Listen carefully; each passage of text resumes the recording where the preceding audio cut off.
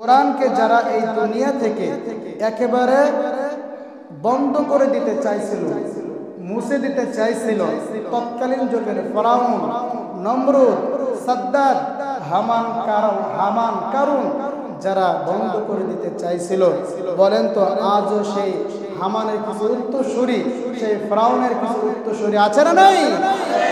তারাও বন্ধ করে দিতে চায়। এই কোরআনটা এসেছিল আমাদেরকে ভাগ্য চমকানোর জন্য। এই কোরআনটা এসেছিল বিশ্ব মানবতাকে, এই সিভিলাইজেশনকে পরিবর্তন করার জন্য, আমাদের মান, আমাদের ক্যারিয়ার ডেভেলপ করার জন্য। এই কোরআনটা এই জন্য আসে নাই আমরা মার খাবো, এই কোরআনটা এই জন্য আসে নাই আমরা হোমলেসটেড হব, আমরা লোকের কাছে পদদলিত হব। এই জন্য কোরআন আসে নাই। কোরআন কি করতে এসেছে? যদি কোরআনের কাছে জিজ্ঞাসা করি, কোরআন আমাদেরকে একটা আয়াত উত্তর দেবে। 20 নম্বর সূরা, সূরা তাহার 2 নম্বর আয়াত, মা আনজালনা আলাইকাল কুরআনা লিতাশকা। সুবহানাল্লাহ পড়েন। Allah said, "O my prophet, I have not sent down the Quran so that you will be disappointed." আল্লাহু আকবার বলেন। আল্লাহ বলেন, ও নবী, এই কোরআনটা এজন্য নাজিল করিনি আপনি হতাশাগ্রস্ত হয়ে যাবেন, আপনি মায়ের খাবেন, আপনি লোকের অধীনস্থ থাকবেন, আপনার মাথার উপরে লোক কাঁঠাল ভেঙে খাবে, এজন্য কোরআন নাজিল করি নাই। রব্বুল আলামিন বলেন, ও গোলাম, কোরআনটা কি জন্য নাজিল করেছি জানো নাকি?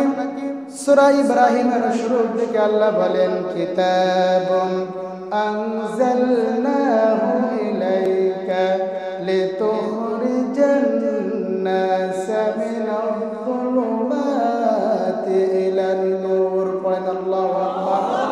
আল্লাহ বলেন, নবী এই কোরআনটা এজন্য নাজিল করেছি যাতে করে ও নবী তুমি মানুষদেরকে, মানব সভ্যতাকে অন্ধকারের দিক থেকে, মানুষদেরকে খারাপ পথ থেকে, জাহিলিয়াতের পথ থেকে, কিতাবুন আনজালনাহু ইলাইকা, এই কিতাবটা এজন্য নাজিল করেছি লিতুখরিজান নাসা মিনাল যুলুমাতি ইলান নূর, the mankind and jinnkind darkness into the light, যাতে করে আপনি মানুষদেরকে অন্ধকারের পথ থেকে, খারাপের পথ থেকে মানুষদেরকে ইসলামের পথে আনতে পারেন, আলোর পথে আনতে পারেন। আল ইসলাম নূরুন, ইসলাম নূর, যাতে করে মানব রচিত আইনকে বাদ দিয়া, মানব রচিত আইনকে লাথি মাইরা তারা ইসলামের পথে আসতে পারে।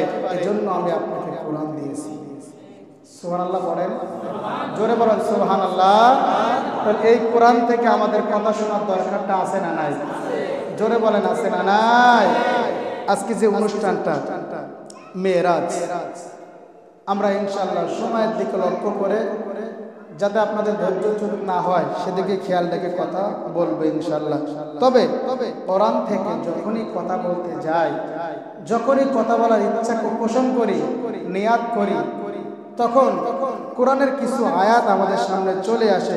সেটা হলো, কোরআনকে যারা এই দুনিয়া থেকে একেবারে বন্ধ করে দিতে চাইছিল, মুছে দিতে চাইছিল, তৎকালীন যুগের ফিরআউন, নমরুদ, সাদ্দাত, হামান, কারুন যারা বন্ধ করে দিতে চাইছিল, বলেন তো আজও সেই হামানের কিছু উত্তরসূরি, সেই ফিরআউনের কিছু উত্তরসূরি আছে না নাই?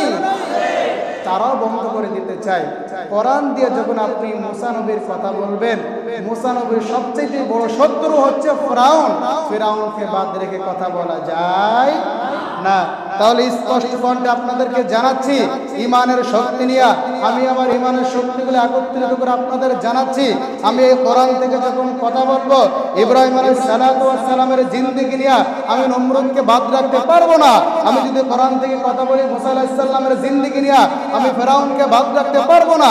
আমি যদি কোরআন থেকে কথা বলি মুহাম্মদুর রাসূলুল্লাহর জীবন নিয়ে, তাহলে আমি আবু জেহেল, আবু লাহাব, উতবা, সাইবাকে বাদ রেখে কথা বলতে পারবো না।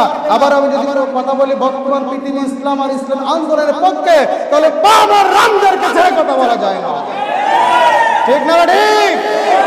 অতএব কুল জাআল হক ওয়া যাহাকাল বাতিল ইন্নাল বাতিলা কানা যাহুকা।